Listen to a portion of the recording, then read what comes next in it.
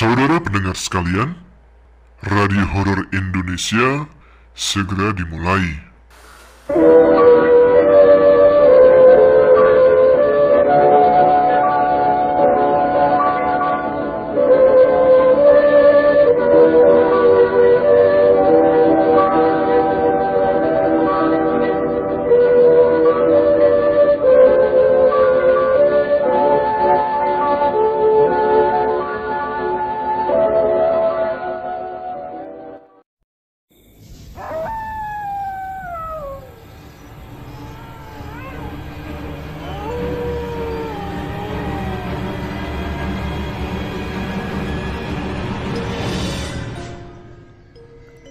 Assalamualaikum warahmatullahi wabarakatuh. Jumpa lagi dengan saya Tama. Dan kali ini dalam segmen Radio Horor Indonesia.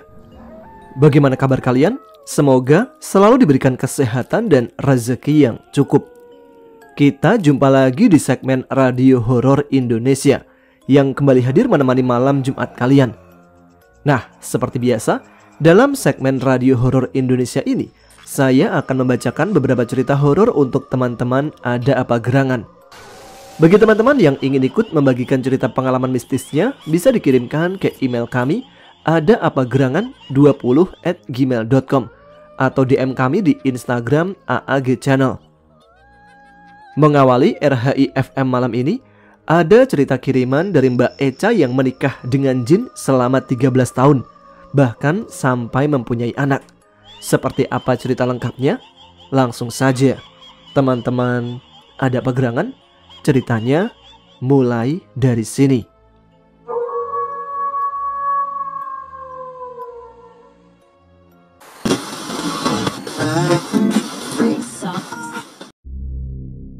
Halo, sebut saja aku Eca.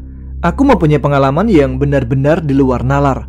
Selama hampir 13 tahun, setiap aku tidur, aku selalu mendapatkan mimpi, di mana mimpi tersebut aku selalu bertemu dengan seorang lelaki tampan. Di dalam mimpiku itu, aku berhubungan dengan lelaki tampan tersebut. Aku benar-benar menikmati dan merasakannya sungguh-sungguh. Dan mimpi itu terus-terusan berulang dari tahun 2008 hingga kemarin tahun 2021. Sejak 2008 lalu, waktu itu hidupku tenang-tenang saja. Aku menikmati masa-masa SMA-ku. Aku pun aktif di sekolahku. Aku mengikuti organisasi sebagai pengurus OSIS. Menjadi pengurus OSIS adalah keinginanku dari awal masuk SMA. Saat aku lagi sibuk-sibuk mengurus organisasi, aku malah terfokuskan kepada kakak kelasku yang menjadi wakil ketua OSIS. Entah kenapa, aku sangat senang ketika melihat dia, dan kami pun sering sekali tidak sengaja kontak mata. Akhirnya, yang terjadi adalah dia mendekatiku, sepertinya ingin aku menjadi pacarnya. Lalu kami pun resmi jadian. Selang beberapa lama kami jadian, aku dan pacarku itu pergi nonton bioskop. Aku menonton film kesukaan pacarku. Kalau nggak salah, dulu itu film komedi Indonesia ya. Sepulang kami menonton, aku langsung bergegas mandi, sholat, dan langsung tidur. Tapi tiba-tiba, dalam tidurku, aku bermimpi bertemu dengan lelaki tampan. Perawakannya putih, tinggi, hidungnya mancung, mungkin ciri-cirinya seperti Nicholas Saputra. Di dalam mimpi tersebut, tiba-tiba lelaki itu menghampiriku dan dia menggandeng tanganku seolah-olah kami sudah resmi berpacaran. Keesokan paginya aku terbangun. Aku merasa terheran dengan mimpiku, tapi aku pun sangat senang juga mendapatkan mimpi tersebut. Setelah itu, aku langsung sekolah seperti biasanya, belajar, bermain dengan teman-teman di sekolahku. Hingga jam pulang sekolah pun tiba dan aku bergegas untuk pulang ke rumah. Sampai malam lagi aku tidur lagi, dan di tidurku itu aku mendapatkan mimpi bertemu dengan laki-laki tampan lagi, tapi mukanya berbeda dengan yang kemarin. Pada mimpi yang sekarang ini, hubungan aku dan lelaki tampan itu begitu berani, yaitu layaknya seperti orang berpacaran. Tapi di malam yang kedua itu, hubungan kami lebih intim. Kami sampai berhubungan badan, selayaknya sepasang suami istri. Pada mimpi tersebut, aku sangat menikmatinya. Hingga aku klimaks, aku pun merasakannya. Ketika aku terbangun, aku berpikir, tadi itu mimpi atau nyata? Karena mimpi tersebut terlihat sangat nyata. Semenjak kejadian dalam mimpi tersebut, masa SMA aku pun terganggu. Tapi aku masih belum mau bercerita kepada siapapun karena aku menganggap masalah ini adalah hal tabu untuk dibicarakan. Entah ada hubungannya atau tidak, ketika di sekolah, aku jadi kesurupan. Dan karena aku kesurupan, mengakibatkan kesurupan massal. Awalnya yang kesurupan hanyalah aku. Namun, aku tidak tahu pasti bagaimana waktu itu karena aku tidak sadar. Tapi temanku berkata ketika aku kesurupan, aku ngejenggut salah satu temanku. Dan pada saat kejadian kesurupan itu juga, yang awalnya hanya aku yang kesurupan, tiba-tiba satu temanku kesurupan juga. Hingga akhirnya beberapa siswa pada sekolahku ada yang tertular juga. Lalu setelah itu, di sekolahku pun terjadi kesurupan massal. Pernah juga saat aku menyusun proposal acara prom night di ruang OSIS.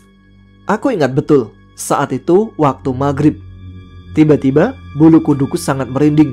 Hawa di ruangan OSIS tiba-tiba panas, padahal di luar sedang hujan. Di ruangan itu, aku sedang bersama dengan panitia OSIS yang lain. Kami bertiga. Tiba-tiba, saat aku sedang memikirkan konsep acara, aku ditampaki sosok besar dan hitam, dan kepalanya sangat hancur, terlebihnya mungkin seperti genderuwo. Sosok itu melotot kepadaku dan aku sangat ketakutan. Teman-temanku pun sadar aku sedang ketakutan dan mereka bertanya kepadaku bahwa aku kenapa. Aku lalu menunjuk ke arah pintu kamar mandi, menunjuk ke arah genderuwo tersebut. Ketika mereka lihat ke arah yang aku tunjuk, mereka tidak dapat melihat apa-apa, yang artinya yang dapat melihat sosok genderuwo itu hanyalah aku. Aku langsung disuruh istighfar oleh teman-temanku, dan alhamdulillah sosok genderuwo tersebut sudah tidak ada lagi di pandanganku. Singkat cerita, hingga akhirnya aku lulus SMA dan aku masuk kuliah. Tempat aku kuliah juga sama dengan tempat kuliah pacarku. Saat masuk perkuliahan pun, aku setiap harinya masih memimpikan beberapa laki-laki tampan itu. Dan saat perkuliahan berjalan, aku sering sekali cekcok dengan pacarku. Ya, biasalah, dulu urusan kabar aja diributin. Pada kejadian yang sama, aku selalu mendengarkan suara kuntilanak tertawa di kamarku. Terlebihnya saat aku sedang menyusun tugas akhir, sering sekali mendengar suara tertawa tersebut. Dan aku sangat terganggu. Soal mimpi, ya, mimpi bertemu dengan sosok laki-laki tersebut pun masih datang kepadaku. Entah mengapa, mimpi itu terjadi hampir setiap hari. Singkat waktu, saat diterima kerja di salah satu stasiun televisi, aku merasa sangat senang mendapatkan pekerjaan tersebut. Tetapi aku kesal karena jam tidurku terganggu. Yang dimana waktu tidurku itu waktu yang aku tunggu-tunggu, karena aku menantikan mimpi tersebut. Ya, bisa dibilang aku sudah sangat kecanduan mimpi begituan dengan sosok lelaki dalam mimpiku. Dan aku selalu ingin cepat-cepat tidur untuk bisa berhubungan seks dengan lelaki dalam mimpiku. Maka dari itu, aku pun rela resign dari pekerjaanku.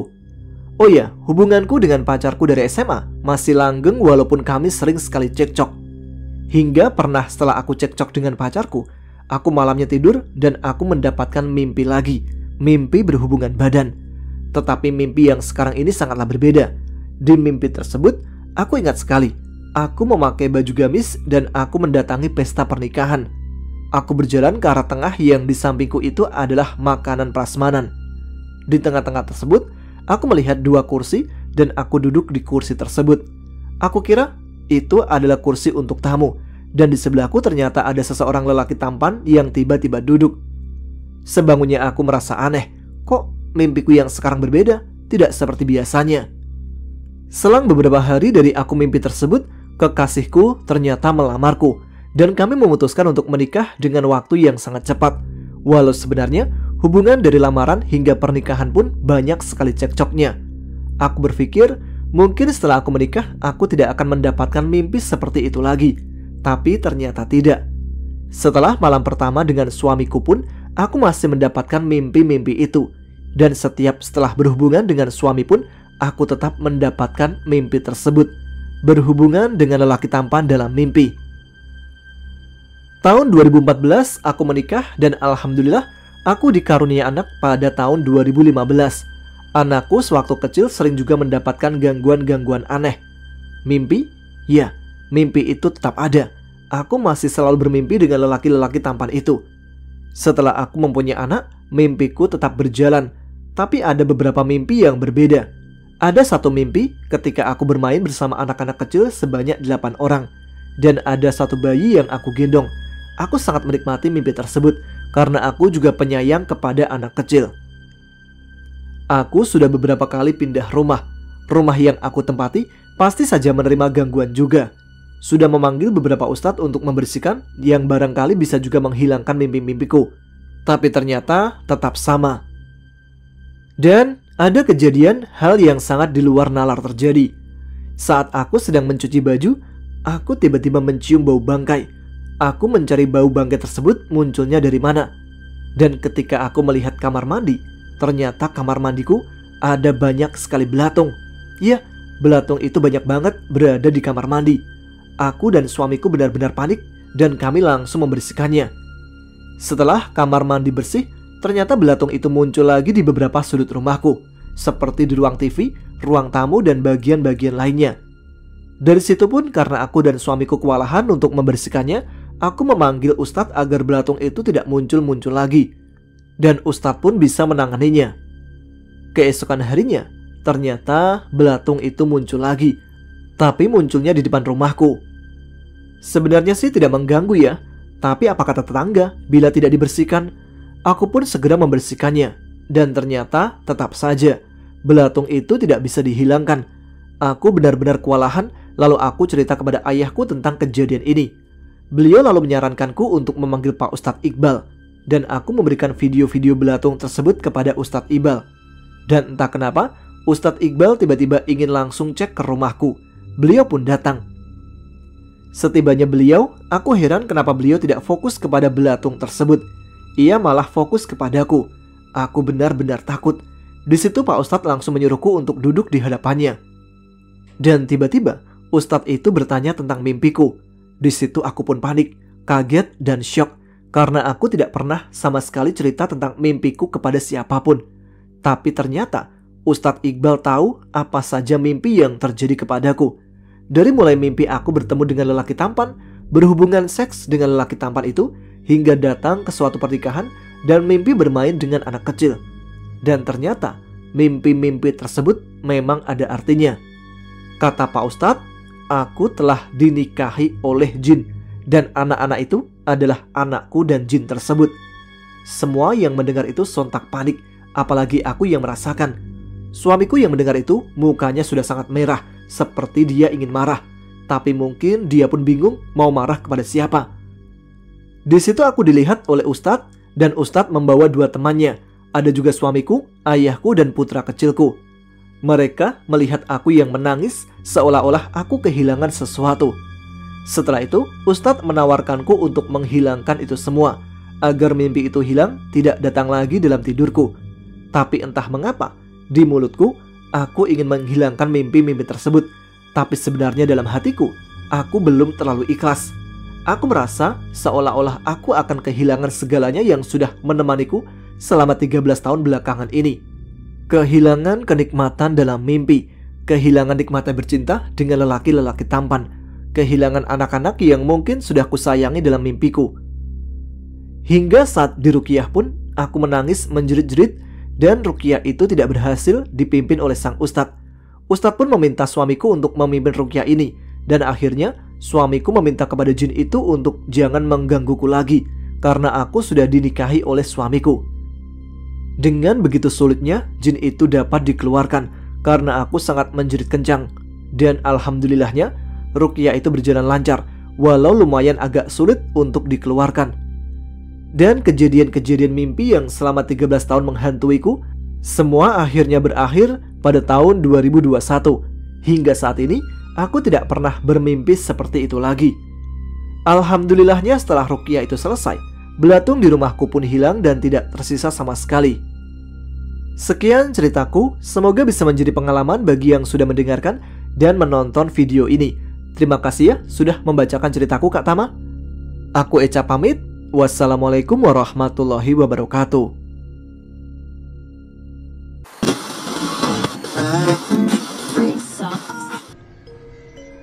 Terima kasih Mbak Echa yang sudah membagikan pengalaman hidupnya. Semoga kedepannya tidak lagi mendapatkan gangguan baik melalui dunia nyata ataupun dalam mimpi. Oke, kita lanjutkan cerita yang kedua untuk malam ini. Ada kiriman cerita dari Mbak Asih di Pemalang, Jawa Tengah.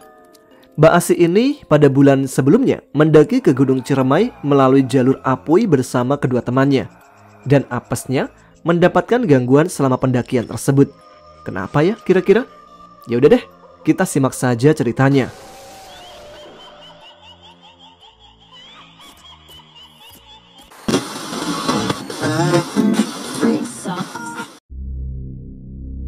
Perkenalkan, namaku Asih. Aku berasal dari kota Pemalang, Jawa Tengah.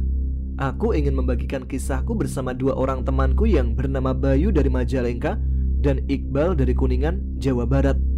Dan ini merupakan kisah nyata dari kami bertiga ketika mendaki Gunung Ciremai via Apui. Awal mula aku bisa suka mendaki gunung karena mendengar kisah pendakian di channel Ada Apa Gerangan yang dibacakan oleh Kak Tama. Maklum Kak Tama, aku suka alam, jadi Ada Apa Gerangan aku jadikan panutan. Apalagi kisah-kisahnya yang bagus. Yang setuju komentar ya. Tanggal 14 Agustus 2023, tepatnya hari Senin, kami bertiga sepakat untuk naik ke Gunung Ciremai via Apui. Aku dan yang lain berkumpul di Majalengka walaupun dengan uang yang pas-pasan. Perjalanan dari Majalengka menuju ke basecamp Apui berjalan dengan lancar. Jadi cerita di perjalanan kita skip aja ya, karena tidak terjadi hal yang aneh-aneh. Singkat waktu, kami sampai di basecamp Apui pada jam 11 siang. Setelah mengurusi maksi dan lain sebagainya, kami pun mulai pendakian pada pukul 1 siang. Perjalanan dari basecamp menuju pos 1 Arban memakan waktu sekitar 1 jam. Pendakian sampai di pos 1 ini berjalan dengan lancar. Nah, dari pos 1 inilah keanehan mulai aku rasakan. Setelah beristirahat sejenak di pos 1, kami pun beranjak melanjutkan perjalanan menuju ke pos 2. Selama perjalanan dari pos 1 ini, aku diikuti hewan seperti lebah. Awalnya tidak kuhiraukan, namanya di hutan kan. Kami terus berjalan hingga sampai di pos 2 pada pukul setengah 3 sore. Di pos 2, temanku minta break selama 10 menit. Kita break dulu ya, tapi Bayu menyaut. Iya, tapi jangan lama-lama, takut kemalaman. Ya sudah, kami mengiyakan dan sepakat hanya istirahat selama 10 menit.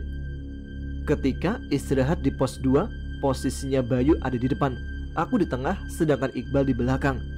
Iqbal yang lebih dekat denganku berbisik kepadaku, "Sih, itu ada apaan ya? Kayak ada hitam-hitam berbulu di sana." Lalu aku cuma bilang, "Udah yuk, jalan lagi aja." Lalu aku pun berpesan kepada mereka berdua, "Nanti kalau lihat apa-apa, udah diam aja, gak usah nunjuk-nunjuk." Perjalanan kami lanjutkan. Saat menuju pos Tegal Masawa, ternyata lebah yang tadi mengikutiku dari pos 1 pun masih ada, bahkan mengikuti sampai ke pos 3. Setelah kurang lebih 1 jam perjalanan, termasuk lama ya, karena kami berjalan sangat santai, kami pun sampai di pos 3 Tegal Masawa. Di sana kami istirahat sekitar 5 menit saja. Perjalanan pun kami lanjutkan menuju ke pos 4. Namun di tengah perjalanan dari pos 3 menuju ke pos 4, Bayu mendengar suara bayi menangis. Wah, pikiran udah kemana-mana. Ada apa gerangan ini? Kalian pasti tahulah kalau ada suara bayi menangis itu ada apa. Apalagi ditambah suara wanita tertawa yang membuat kami bertiga mulai ketakutan. Bayanganku, itu adalah kuntilanak yang sedang membawa bayinya. Wah, kacau nih. Kalian dengar gak ada suara bayi menangis? Gak usah bercanda bay, ini hutan, gak mungkin ada bayi. Padahal aku pun ikut mendengar, tapi aku coba mengalihkan dan berpikir, mungkin suara HP pendaki lain di belakang. Tapi Bayu tetap kekeh. Gue serius sih, ada suara bayi menangis dan cewek ketawa. Udah yuk, lanjut aja lah. Aku yang melihat Iqbal cuma diam lalu bertanya kepadanya, "Bal, lu kenapa diam aja?" "Gak apa-apa, cuma capek aja." Apa mungkin dia masih kepikiran yang tadi? Batinku. Sampai Bayu bilang, "Lanjut jalan lagi yuk, udah sore, takut maghrib di jalan." Gimana Bal, kuat gak jalan lagi? Kuat kok sih. Kami semua lanjut jalan walaupun masih ada rasa takut yang bergelayut di hati kami masing-masing, bersiap memakan jiwa kami jika kami lengah dalam mengingat Tuhan kami. Mau turun tapi sudah setengah jalan, jadi akhirnya lanjut dengan model bismillah. Walaupun kami semua panik setelah mendengar suara yang menurut kami ganjil tersebut, tapi karena sudah terlanjur di jalan, kami pun cuma bisa meyakinkan diri kalau kami pasti akan baik-baik saja. Dan alhamdulillah, sampai juga kami di pos 4 setelah menempuh perjalanan selama 2 jam lebih. Kami break dulu selama beberapa menit. Setelah itu lanjut menuju ke pos 5 Bayangan. Namun, di tengah perjalanan, kami merasa sudah tidak sanggup untuk naik lagi. Selain itu, azan maghrib juga sudah terdengar berkumandang. Jadi kami memutuskan istirahat di tengah perjalanan sambil menunggu azan maghrib selesai berkumandang. Tapi, ketika azan selesai, tiba-tiba terdengar kembali suara kuntilanak yang tertawa. Bahkan terdengar pula suara geraman harimau. Aduh, kenapa Mbak Kun pakai ketawa sih? Bikin suasana jadi horor aja deh. Lalu Bayu menimpali, "Asih, namanya juga Kunti, ya ketawa. Sejak kapan Mbak Kun itu kalau nongol salam dulu, ya ketawa dulu lah." "Tapi Bay, kita kan kaget tiba-tiba dengar dia ketawa. Ya setidaknya izin dulu lah Bay, iya kan sih?" "Bener Bal." Kami semua sampai saling pandang satu sama lain. Kami bergegas pergi dari tempat tersebut dan mencari tempat yang landai karena kami sudah tidak sanggup melanjutkan perjalanan sampai ke pos 5. Kami akhirnya menemukan tempat yang landai di antara pos 4 dan pos 5. "Kita bangun tenda di sini ya." "Emang boleh Bay?" "Ya nggak boleh sih, cuman kan darurat, gue capek." "Gimana Bal, setuju nggak? Gue ikut kalian aja lah." Kami semua bekerja sama membangun tenda dengan terburu-buru karena ketakutan. Setelah selesai membangun tenda, kami semua langsung istirahat karena sudah capek fisik dan mental setelah diteror oleh suara Kunti dan bangsa-bangsanya. Kami sama sekali tidak memikirkan isi perut, pokoknya ingin secepatnya tidur dan berencana bangun pada jam 3 pagi bersiap untuk perjalanan summit attack. Kami pun bisa tidur dengan segera, mungkin karena sudah capek. Dan karena capek pula membuat kami bangun kesiangan. Bukannya bangun pada jam 3 pagi, kami malah bangun pada jam 8 pagi. "Anjir, kesiangan? Parah kalian. Takut sih takut, tapi nggak gini juga lah. Bangun jam 8 pagi, gagal summit deh," ucapku sambil teriak karena bangun kesiangan. Setelah membangunkan Bayu dan Iqbal, kami bertiga beres-beres tenda dan carrier karena akan melanjutkan perjalanan menuju ke pos Bayangan. "Lanjut jalan lagi yuk, udah siang. Mana tim kita doang di sini, gak ada orang lain lagi." Dan hanya butuh waktu 1 jam perjalanan, kami pun sampai di pos Bayangan. "Kita nggak usah istirahat ya, langsung gas ke pos 5 aja. Paling cuma beberapa menit aja, udah sampai di pos 5. Singkat cerita aja, karena tidak ada kejadian apapun, kami sampai di pos 5, break 10 menit, lalu lanjut perjalanan ke puncak dengan aman. Kami sampai di puncak sudah tengah hari, lupa jam berapa. Pokoknya setelah mengabadikan momen santai sejenak, kami pun turun dari puncak sekitar pukul 1 siang. Karena di sana hanya ada kami bertiga. Setelah sampai di pos 5, Bayu mengaku dia melihat ada sosok seperti kuyang yang terbang dengan kepala dan usus yang terburai. Cuma dia tidak langsung bilang kepadaku dan Iqbal. Tapi terlihat di pos 5 itu Bayu memang terlihat panik dan meminta untuk langsung turun. "Ini kita mau ngecamp di sini lagi atau turun nih?" tanya Bayu. Aku menjawab, "Ngecamp aja lah, capek gue. Mana badan gue dingin lagi, gak bisa jalan." Lalu Bayu bertanya, "Lo hipo sih?" "Gak tahu Bay." "Bal, selimut darurat mana?" "Di tas Bay, gue ambil ya." "Iya, gue masak dulu. Abis itu kita turun langsung, bahaya." Setelah mendapatkan perawatan di pos 5 oleh Bayu dan Iqbal, kami memutuskan untuk turun dan tidak membuka tenda di tempat itu. Walaupun sebenarnya kondisiku belum benar-benar mampu, tapi aku usahakan untuk jalan karena aku tidak mau membuat teman-teman kesusahan. "Sih, lo kuat jalan gak? Kalau gak kuat, gue gendong deh," ucap Bayu menawarkan. "Gue kuat kok." "Serius sih?" "Iya serius Bay." Kami bertiga turun pelan-pelan, sedikit demi sedikit, setapak demi setapak. Sampai tidak terasa, tidak lama kemudian kami sampai di pos Bayangan. Namun ada pemandangan aneh di sana. Kami melihat ada seorang cewek cantik sedang duduk sendirian di pinggir jalur di dekat pos Bayangan. Kemudian Bayu inisiatif mendekat dan bertanya kepada cewek tersebut, "Kak, kok sendirian?" Aku pun bilang kepada Bayu, "Lo mau nanya apa mau malak Bay?" "Nanya lah sih, masa nanya gitu amat?" Tapi ketika kami berdua asik berdebat, kami tidak menyadari kalau cewek cantik yang sedang duduk sendirian di pinggir jalur itu telah menghilang entah kemana. Bayu pun bertanya kepada Iqbal yang ada di belakang. "Bal, lo lihat nggak cewek di sini tadi pergi kemana?" "Cewek yang mana, Bay? Nggak ada cewek." Semua saling pandang seakan-akan bicara lewat batin. Aku pun langsung bilang kepada mereka, "Jalan aja yuk, ntar kemalaman sampai di base campnya. Ayolah." Setelah kejadian itu, dalam perjalanan turun, kami coba mencairkan suasana, mencoba membuat suasana hangat kembali. Kami bernyanyi, ngobrol, bahkan menggosip segala macam berita, termasuk mantan kita jadikan bahan cerita, supaya kami lupa akan kejadian horor yang kami alami semuanya. Tidak terasa, sampailah kami di pos 4. Karena aku masih merasa kedinginan, aku pun minta break sebentar di pos 4. "Break bentar ya, gua nggak kuat, Bay." "Iya, santai aja sih. Kalau nggak kuat bilang ya." "Iya." Sekitar 10 menit istirahat, ada pendaki yang melewati kami dan bertanya, "Loh Mbak, kenapa? Sakit apa gimana?" "Gue nggak apa-apa kak, biasa, cuma capek aja." "Dia lagi kedinginan, cuma nggak parah." "Mau minum tolak angin nggak Mbak?" "Boleh deh kak, satu aja." "Udah, ini 2 aja, langsung minum ya. Dan ini air minumnya." "Makasih kak, tapi air gua masih ada kok." "Ya sudah, hati-hati di jalan ya." "Iya kak, makasih ya."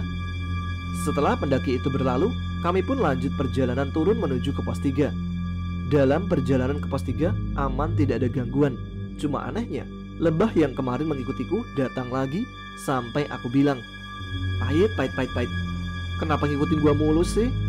"Udah, biarin aja, apa sih? Ganggu tahu."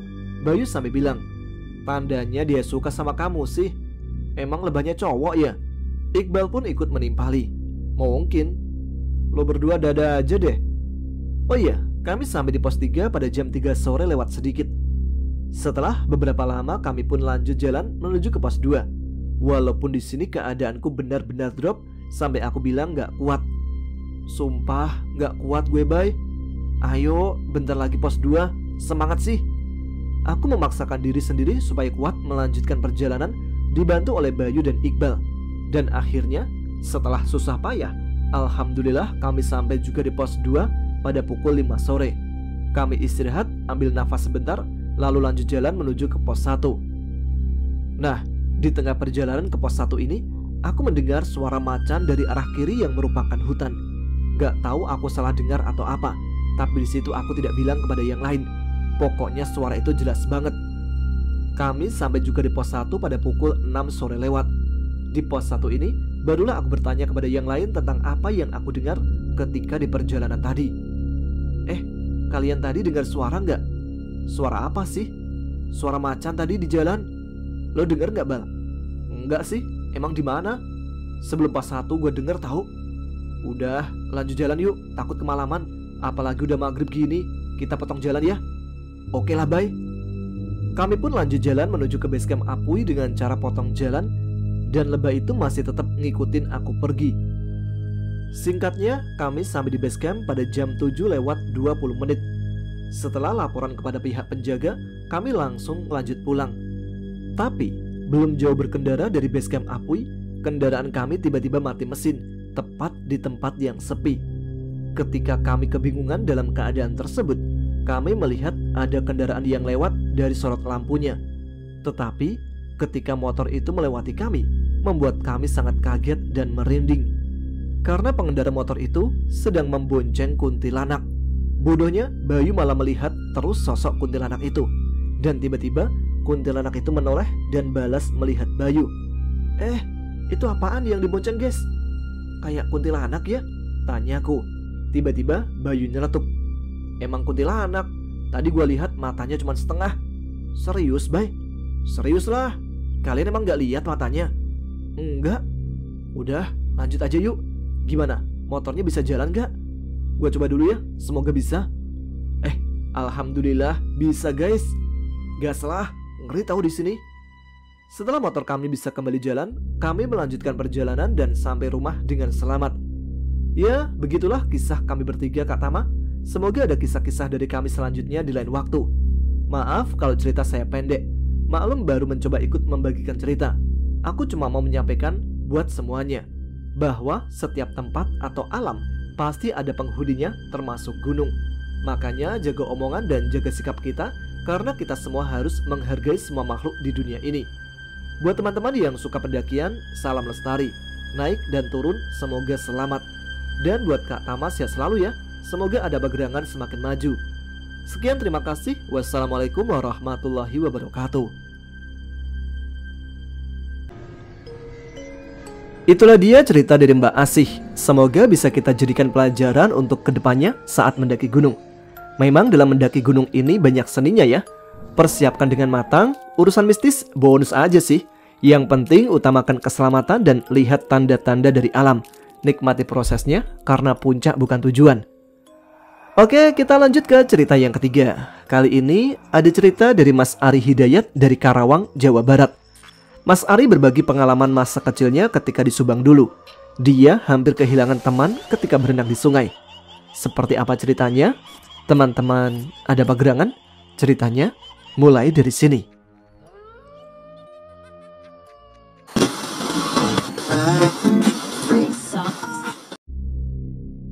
Assalamualaikum Mas Tama dan sahabat Ada Bagerangan dimanapun kalian berada. Perkenalkan, nama saya Ari Hidayat dari Karawang, Jawa Barat. Saya mau bercerita sedikit tentang pengalaman mistis saya sewaktu masih duduk di bangku sekolah dasar yang ada di daerah Ciasem, Subang, Jawa Barat. Waktu itu, saya bersama keempat teman saya, sebut saja namanya Sawin, Helga, Rian, dan Iwan, sedang mengobrol santai dalam kelas. "Bro, hari Minggu kita kemana nih?" ucap Rian mengawali pembicaraannya. "Gak tahu nih," jawab Helga dengan muka yang cemberut. "Gimana kalau kita ke rumah gue aja? Sekalian kita berenang di sungai dekat rumah gue," ucap Sawin penuh semangat. "Gua sih oke aja, kalau kalian?" ucap Rian. Pertanyaan Rian pun dibalas anggukan oleh saya, Helga, dan Iwan. "Oke, kita kumpul jam 8 pagi di rumah gue," ucap Sawin. Tiba-tiba, trio kucing datang dan ikut mengobrol dengan kami berlima. Sebut saja namanya Desi, Dila, dan Laras. "Ngomongin apa sih kalian? Jadi pengen tahu nih," ucap Desi. "Hari Minggu kita para cowok mau ke rumahnya Sawin. Sekalian mau berenang di sungai dekat rumahnya. Mau ikut gak?" ucap Iwan kepada trio kucing.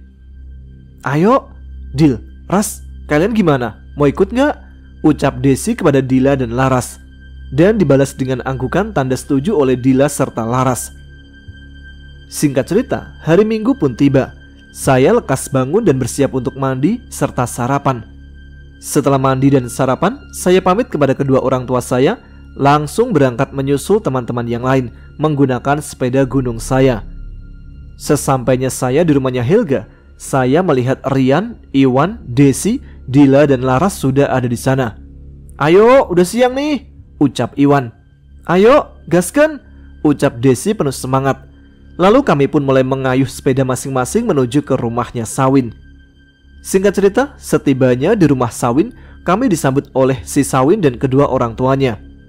"Assalamualaikum," ucap kami bersamaan. "Waalaikumsalam. Ada teman-temannya Sawin. Ayo masuk, minum dulu. Kalian pasti capek ya," ucap Ibu Sawin sambil tersenyum. "Iya Bu, terima kasih," ucap kami bersamaan. Lalu kami pun turun dari sepeda kami dan langsung mencium tangan kedua orang tua Sawin. "Ini minuman dan cemilannya, jangan malu-malu, anggap saja rumah sendiri," ucap ibunya Sawin sambil menaruh 2 botol air mineral dan 1 toples makanan ringan. "Iya Bu, terima kasih." Kami pun ngobrol-ngobrol santai. Lalu, "Win, ibu lu baik banget ya, kita sampai dikasih minum sama cemilan," ucap Dila kepada Sawin. Sawin pun hanya tersenyum tanda mengiyakan ucapan Dila. "Kita berangkat ke kalinya jam berapa, Win?" ucap Rian. "Jam 11," jawab Sawin singkat. Kami pun hanya mengangguk tanda setuju. Singkat cerita, setelah kami ngobrol santai dan tepat pada jam 11 siang, kami langsung pamit kepada orang tuanya Sawin dan langsung OTW ke tempat tujuan, yaitu Sungai Ciasem yang jaraknya hanya 500 meter dari rumah Sawin. Sesampainya kami di sana, "Kayaknya seger nih panas-panas gini renang di sungai," ucap Rian penuh semangat. "Tapi dalam gak nih sungainya?" ucap Laras tiba-tiba. Enggak, paling cuma sedada. Lagian airnya juga tidak banjir, ucap Sawin dengan pasti. Lu yakin? Gak yakin gue sungai ini dangkal, ucap Dila dengan wajah sedikit cemas. Iya, gue kan sering berenang di sungai ini sama teman-teman gue, ucap Sawin menimpali ucapan Dila. Ri, nyemplung duluan ya. Terus nanti si Helga, Rian, Iwan, Dila, Desi, Laras, dan gue yang terakhir, ucap Sawin meledek. Suwe, lu kan tuan rumah, harusnya lu lah yang nyemplung duluan, ucap saya sambil pasang muka bete. Iya, bercanda gue, ucap Sawin sambil tertawa. Ayo udah siang, bentar lagi azan zuhur, pamali, kata Laras dengan muka juteknya, tapi manis sih kalau lagi tersenyum. Tunggu dulu, ada pantangannya, jangan asal nyemplung aja, kata Sawin tiba-tiba. Emang apa pantangannya, Win? Kata Iwan sambil memasang muka tegangnya. Pantangannya, kalian jangan pakai baju dan celana, hanya boleh pakai pakaian dalam, kata Sawin dengan muka serius. Serius lu? Tanya saya penasaran. Iya, jawab Sawin singkat. Gua mending gak berenang daripada jadi tontonan gratis kalian, jawab Dila dengan wajah beteknya. Iya, gua juga, ucap Desi.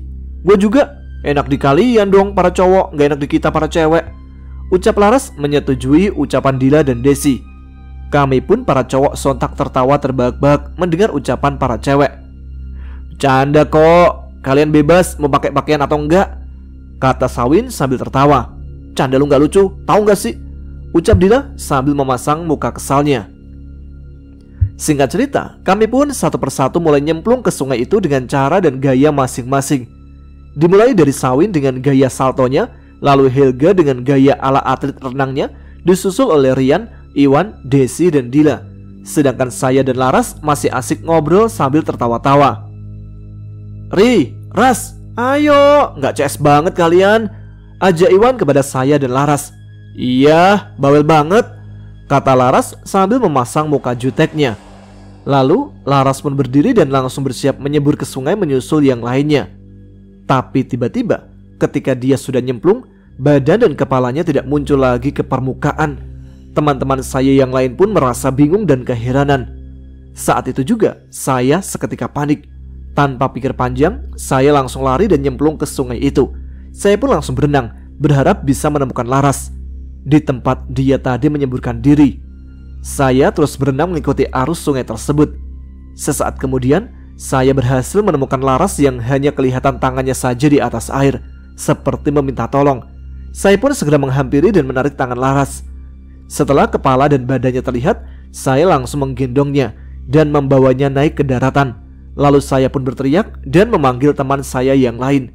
Tak lama kemudian mereka pun datang. Gimana keadaan Laras, Ri? Ucap mereka bersamaan. Laras baik-baik aja, cuma sedikit lemas, kata saya sambil ngos-ngosan menahan pengap karena kejadian tadi. Mendingan kita pulang aja dan bawa Laras ke rumah Luwin, kata Rian dengan paniknya. Oke, bawa dia ke rumah gua, jawab Sawin. Saya pun langsung menggendong tubuh Laras yang masih lemas. Nah, ketika kami sudah berjalan kurang lebih 10 meter dari sungai tersebut, saya melirik lagi ke belakang area sungai tersebut. Sontak saya kaget.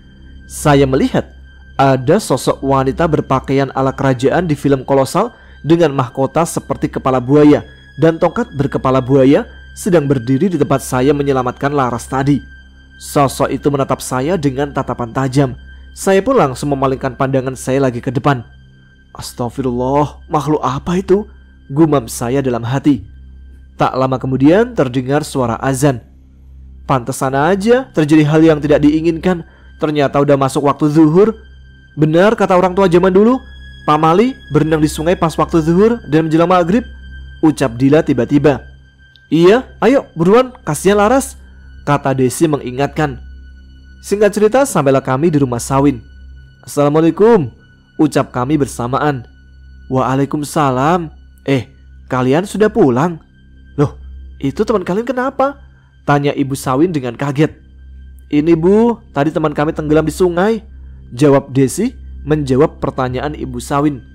Astagfirullah, tapi gak kenapa-napa kan? Ucap ibunya Sawin dengan cemas. Enggak bu, cuma lemas aja, jawab saya menimpali. Syukurlah kalau begitu. Ya sudah, bawa dia ke kamar, biar ibu yang urus. Kasihan, pakaiannya juga basah semua. Kalian juga ganti baju ya, ntar masuk angin. Kalian bawa baju ganti kan? Ucap ibunya Sawin penuh perhatian. Iya bu, bawa. Kami pun langsung bergantian mengganti pakaian basah kami dengan pakaian yang kering, yang sengaja kami bawa di tas masing-masing. Singkat cerita, kondisi Laras pun mulai membaik dan bisa diajak bicara. Setelah kejadian tadi di sungai, dia lemas dan tak bisa bicara. Mungkin karena syok kali ya. Kami pun langsung menghampiri Laras dan mengajak ngobrol dia tentang apa yang sebenarnya terjadi. Ras, gimana kondisi lu sekarang? Udah mendingan? Tanya Dila sambil duduk di samping tempat tidur yang Laras tempati. Iya, alhamdulillah Dil, jawab Laras dengan sedikit tersenyum. Tadi lu kenapa bisa tenggelam, Ras? Tanya Rian kepada Laras. Laras pun menceritakan semuanya kepada kami. Jadi gini, pas gua loncat dan nyebur ke sungai itu, tiba-tiba kaki gua kayak ada yang narik. Gua panik dong dan mencoba untuk terus berenang, berharap bisa terlepas dari tarikan itu. Semakin gua berusaha, tapi semakin kuat tarikan itu. Gua sampai lemes. Gua coba angkat tangan gua ke atas, berharap kalian bisa melihat gua. Di saat gua udah pasrah, tiba-tiba ada yang menarik tangan gua dan langsung menggendong gua. Ternyata itu elu ya Ri. Makasih banget ya. Kalau lu gak nolongin gua, mungkin gua entah gimana nasibnya, ucap Laras. Iya, sama-sama Ras, jawab saya sambil sedikit tersenyum. Ya sudah, habis ini kita langsung pulang aja.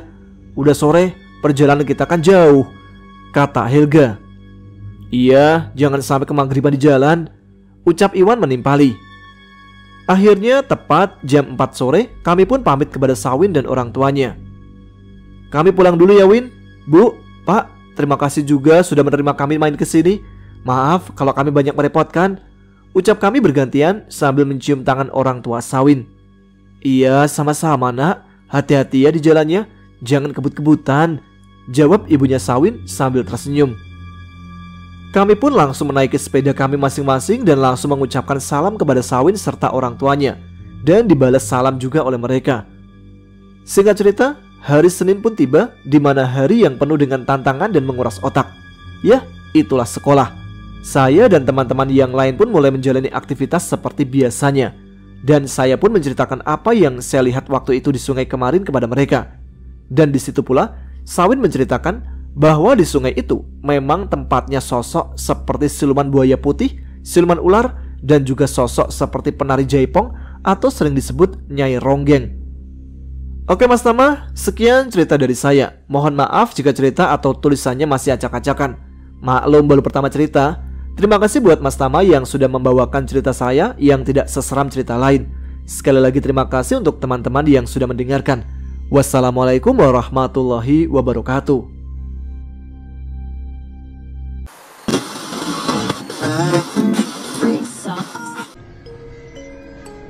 Itu dia cerita dari Mas Ari di Karawang. Kejadiannya waktu itu di Subang ya. Hati-hati selalu untuk teman-teman yang suka mandi di sungai. Jaga dan awasi anak ataupun adik-adik kalian jika ada yang berenang di sungai, karena kita tidak tahu apa saja yang ada di dalam sungai tersebut. Nah, untuk cerita yang terakhir, ada cerita dari Mas Bagio ketika menjajakan dagangannya, yaitu bakso pada malam Jumat Kliwon. Seperti apa ceritanya? Langsung saja kita simak.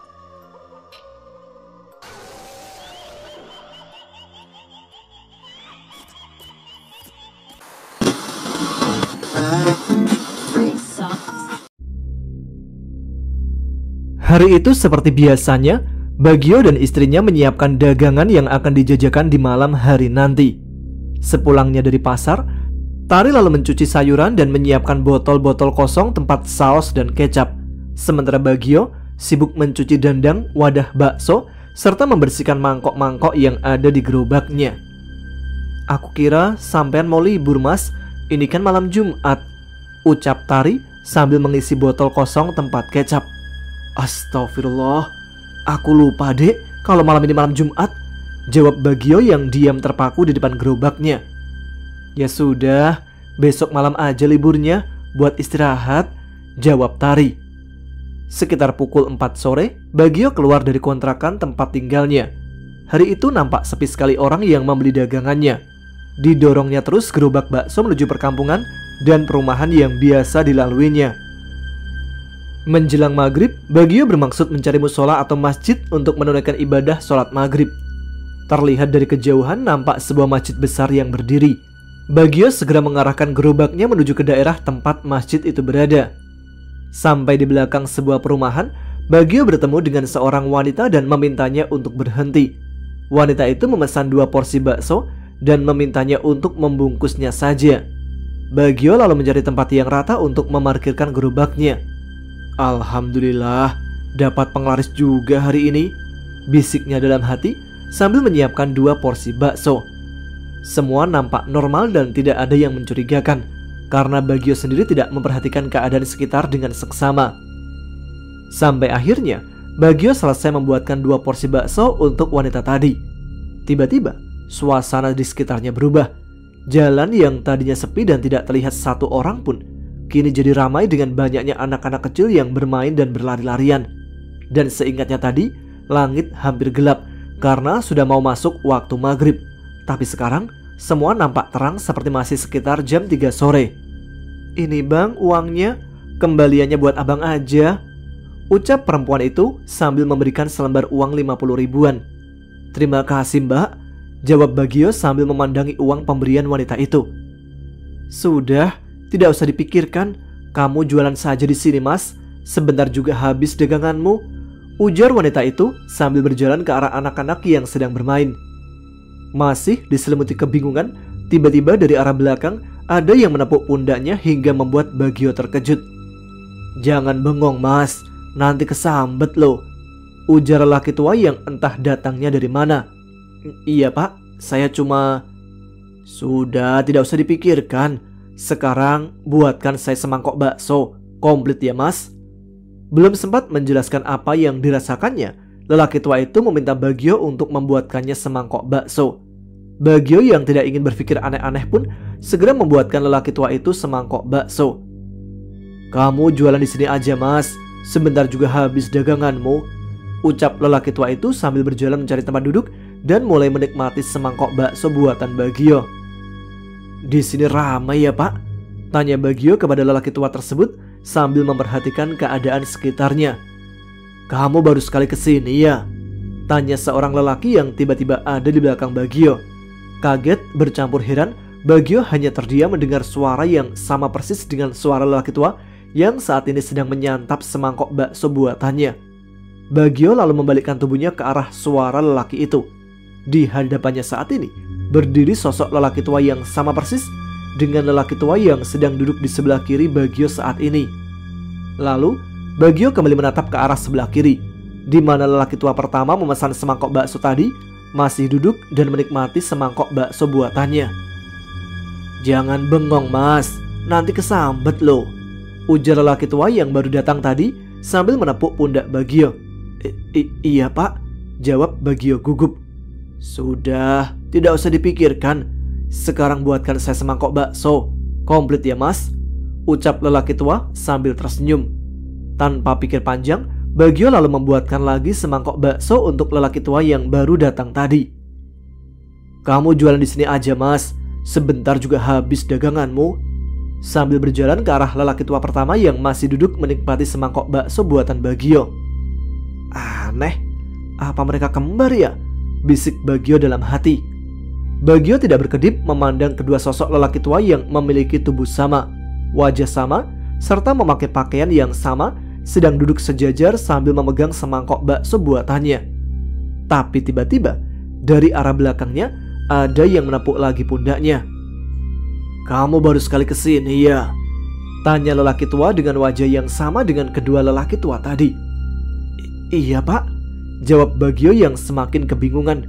Bagio mengalihkan pandangannya ke arah 2 orang lelaki tua yang sedang duduk dan memakan bakso buatannya. "Jangan bengong mas, nanti kesambet loh," ucapan yang sama kembali terdengar di telinga Bagio.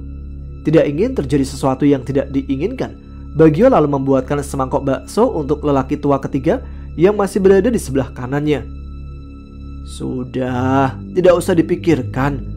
Kamu jualan aja di sini, sebentar juga habis daganganmu," ujar lelaki tua itu sambil tertawa kecil.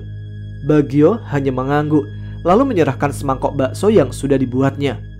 Sadar akan kejadian ganjil sedang menimpanya, Bagio mengambil kursi plastik di atas gerobaknya, lalu duduk dan mulai melafalkan doa-doa serta ayat-ayat suci Al-Quran yang dihafalnya. Tiba-tiba angin bertiup dengan kencang dan terdengar suara jerit kesakitan dari anak-anak yang tadi ramai bermain. "Cukup," ujar ketiga lelaki tua yang duduk tidak jauh dari tempat Bagio berada. Bagio tak bergeming.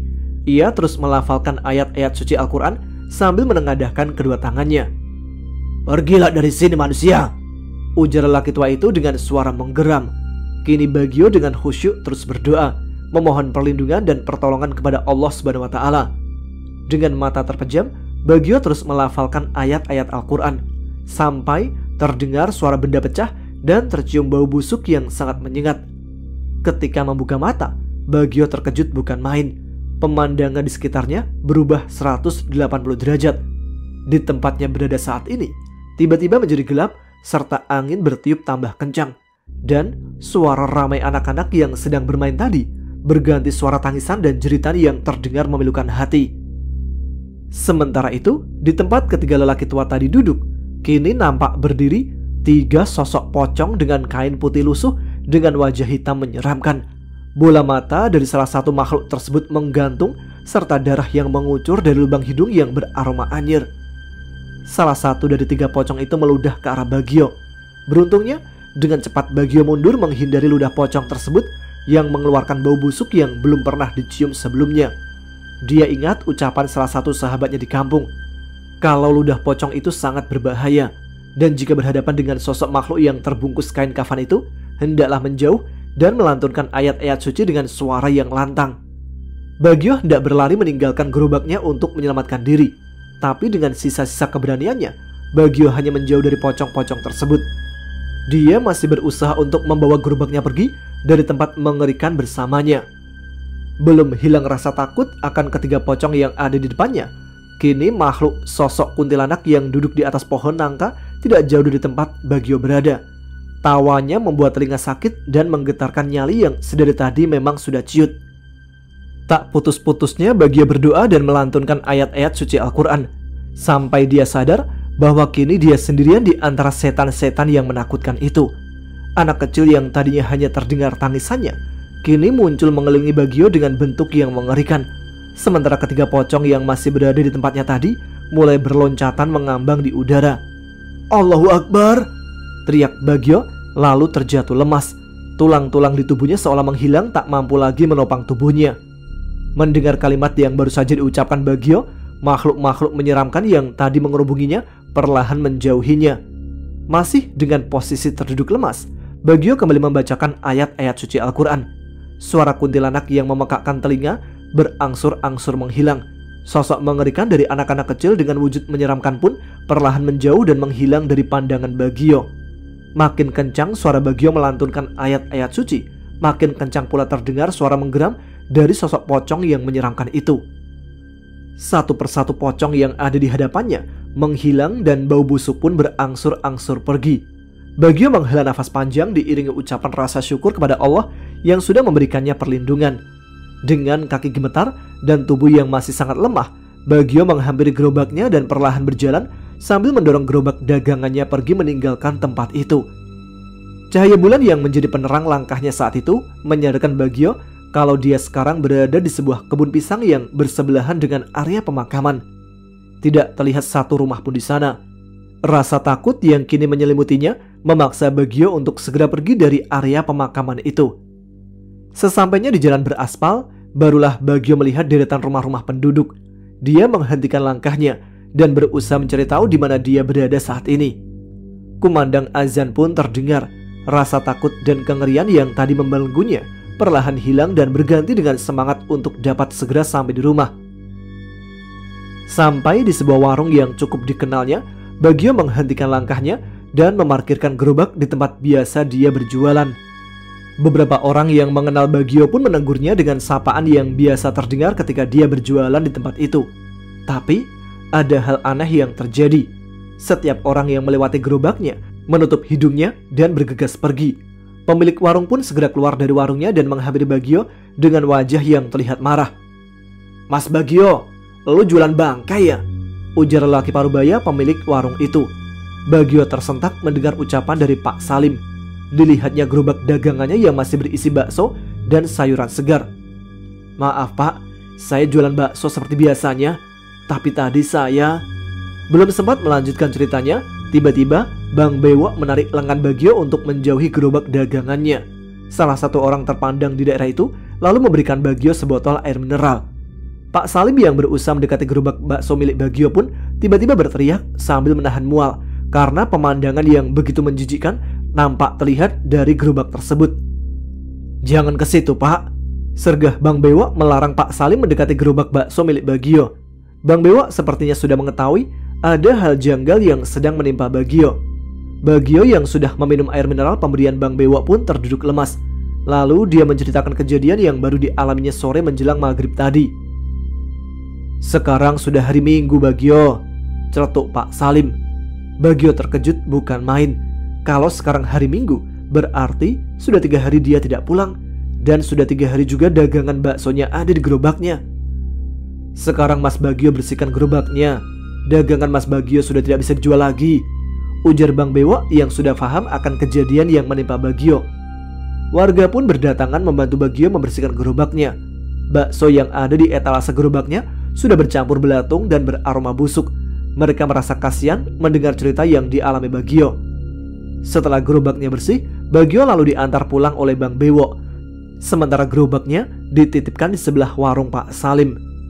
Sesampainya di rumah, Bagio disambut tangis haru oleh istrinya dan para tetangganya karena sudah 3 hari Bagio tidak pulang.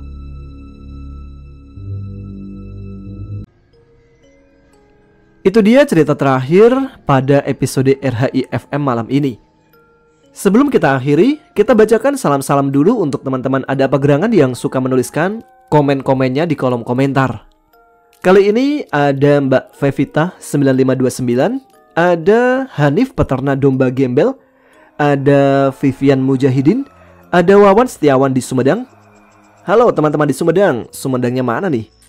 Ada Eka Pramasanti, lalu ada Zainab di Kota Baharu, Kelantan, Malaysia. Ada Krisna Putra, lalu Herdi Heriadi, Fauzan Ramdhani, dan tentunya juga teman-teman yang lain yang belum sempat saya sebutkan namanya di sini. Baiklah, sekian Radio Horor Indonesia kali ini. Kita jumpa lagi di RHI FM malam Jumat depan. Terima kasih untuk teman-teman yang telah menyimak. Saya Tama pamit. Jangan lupa subscribe, tuliskan komen, tunjukkan eksistensi kalian. Selamat malam, selamat beristirahat. Wassalamualaikum warahmatullahi wabarakatuh.